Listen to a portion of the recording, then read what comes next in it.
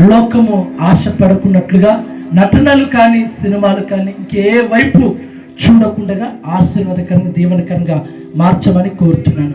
ప్రతి ఆటంకాలు అవరోధాలన్నీ దాటించండి.